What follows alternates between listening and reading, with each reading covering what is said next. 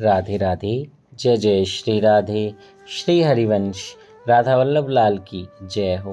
सभी संतों हरिभक्तों की जय हो। पूज्य गुरुदेव महाराज की जय हो। युगल जोड़ी सरकार की जय हो। श्री कृष्ण भगवान की जय हो। श्रीमद् भागवत ग्रंथ की जय हो। जय श्री राधे। डोंगरे जी महाराज की जय हो। जय श्री राधे। बहुत बहुत स्वागत है आपका हमारे चैनल में। हम श्रीमद् भागवत की कथा का श्रवण कर रहे हैं और कल तक हमने 5 स्कंदों की कथाओं का श्रवण कर लिया था। बहुत ही दिव्य श्रवण था कि हमने जाना कैसे जड़ भरत जी का जो चरित्र हमने श्रवण किया उसमें देखा कि उन्होंने कैसी भक्ति करी, कैसे प्रभु को पा लिया, कैसे आनंद में वो डूबे रहे। आइए आज हम 6ठे स्कंद की कथा का श्रवण करेंगे। 6ठ स्कंद बहुत ही प्यारा दिव्य स्कंद है। ये बहुत अच्छी कथाएं आने वाली हैं।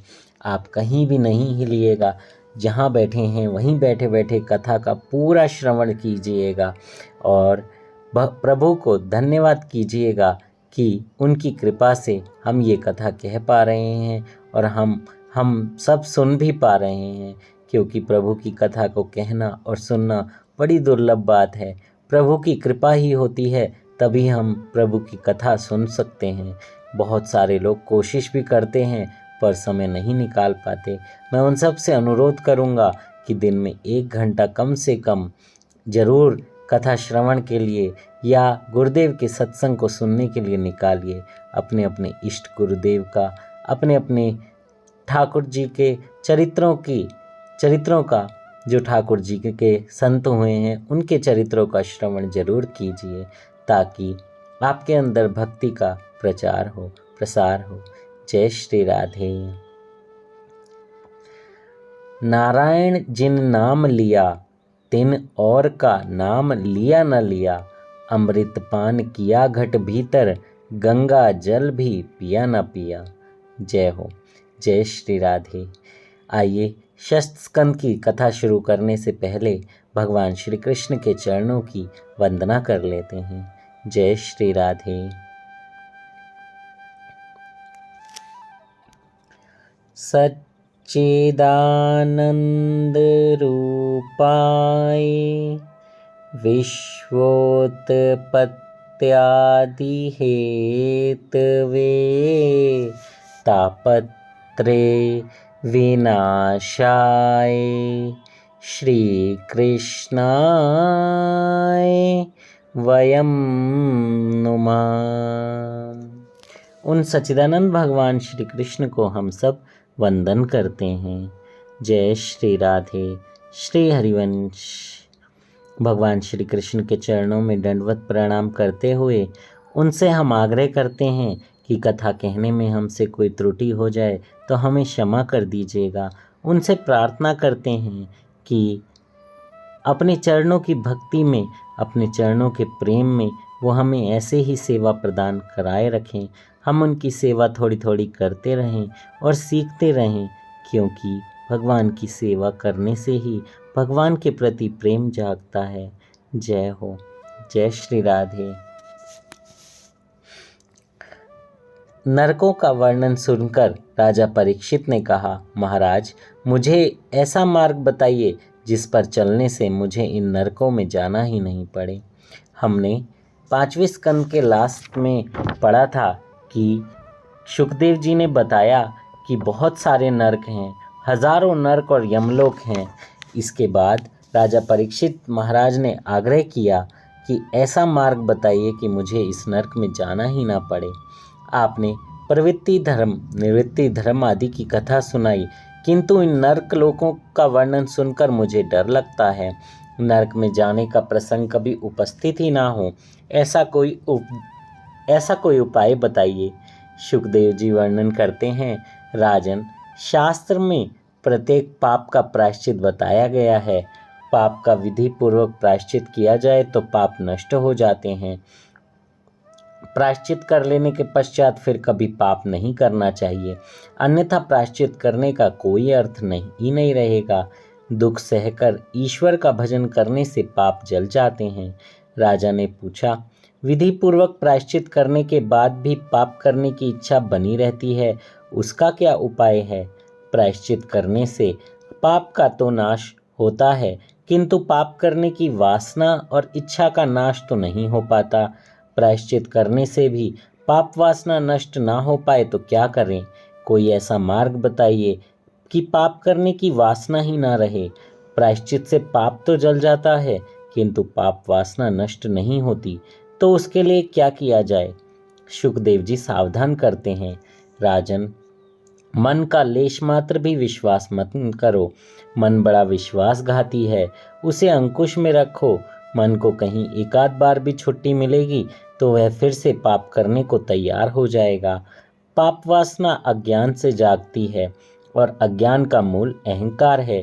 जो व्यक्ति श्री कृष्ण भगवान को प्राण अर्पण करता है, उसकी पाप करने की इच्छा ही नहीं होती, उसका अहंकार नष्ट हो जाता है। तप यानी मन और इंद्रियों की एकाग्रता, ब्रह्मचर्य, शम यानी मन का नियम, दम यानी बाह्य इंद्रियों का नियमन, मन की स्थिरता, दान, सत्य, शौच, यम नियम आदि से पाप की वासना नष्ट होती है। किंतु हे परीक्षित, भगवान को आत्मसमर्पण करने से और भगवत भक्तों की सेवा करने से ही पापी जनों की ऐसी शुद्धि तपश्चर्या आदि द्वारा भी नहीं हो पाती। पापी मनुष्य भक्ति से जैसा पवित्र हो सकता है, वैसा शम दम तप से नहीं हो सकता। राजन, तुम अपने प्राण भगवान को अर्पित करो, पाप की वासना ही चली जाएगी। भगवान नारायण को जो अपने प्राण अर्पित करता है और जो प्रति श्वास नारायण मंत्र का जप करता है, पाप उसको छूता भी नहीं है।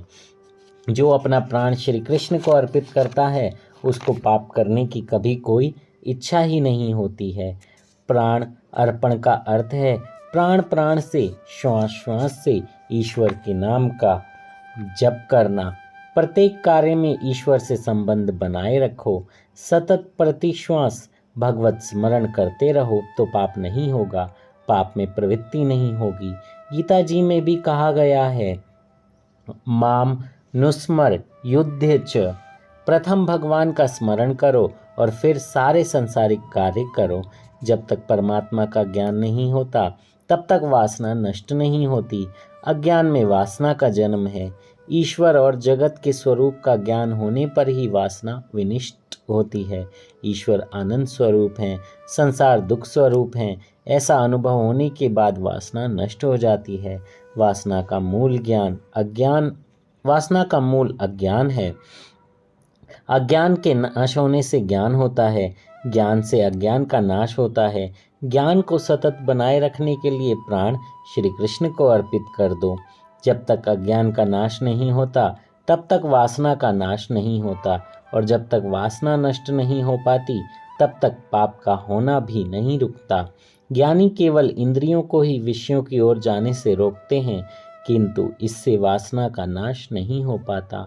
इंद्रियों को रोकने से नहीं, किंतु उन्हें प्रभु की ओर मोड़ देने से ही वासना का नाश होता है। प्रत्येक इंद्रिय को परमात्मा की दिशा में मोड़ देने से वासना का नाश होगा। मन को पवित्र रखना है तो आँखों को भगवत रूप में स्थिर करो।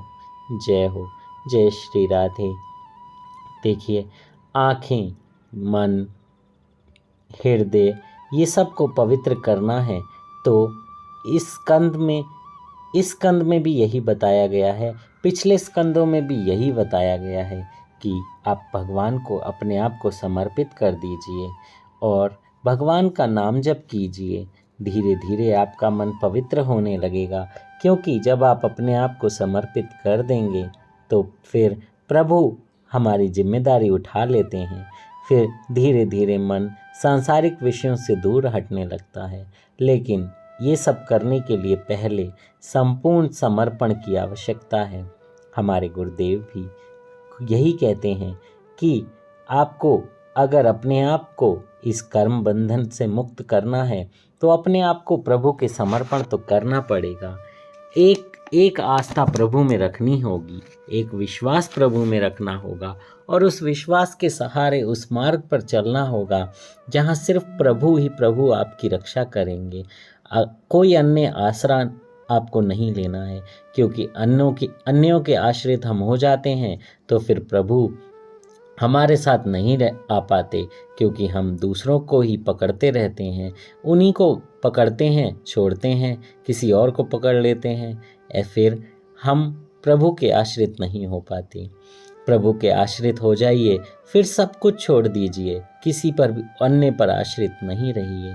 यही हमें ये स्कंद समझा रहे हैं, यही भागवत की कथा हमें शुरू से एंड तक समझा रही है।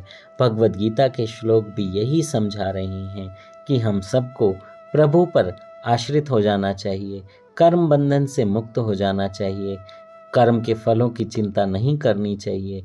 बस हरे कृष्ण हरे राम राधा वल्लभ श्री हरिवंश, हे कृष्ण कुंज बिहारी श्री हरिदास। जो नाम आपको प्रिय हो बस वो गुनगुनाते रहिए। शिव शंकर, भोले शंकर, जय माता दी, जो भी नाम आपको प्रिय हो, क्योंकि ये सारे नाम आपको प्रभु में ही जोड़ते हैं। लेकिन अनन्यता की बात है तो सिर्फ प्रभु और प्रभु। आपका आश्रय किसी और पे नहीं हो, किसी बाहरी संसारिक व्यक्ति पर नहीं हो, सिर्फ प्रभु पर हो। प्रभु ऐसा हो गया तो आपका कल्याण होगा और प्रभु आपको कभी नहीं छोड़ेंगे और इस जन्म मरण के चक्कर से आप आज़ाद हो जाएंगे। जय श्री राधे। बहुत ही प्यारे चरित्र इस स्कंद में आने वाले हैं। अजामिल जी की कथा भी आने वाली है, तो कल हम आगे की कथा का श्रवण करेंगे। आज हम अपनी कथा को यहाँ पर विश्राम देते हैं। जय श्री राधे। श्री हरिवंश। कथा कहने में मुझसे कोई त्रुटि हुई हो तो क्षमा कीजिएगा। राधा वल्लभ श्री हरिवंश।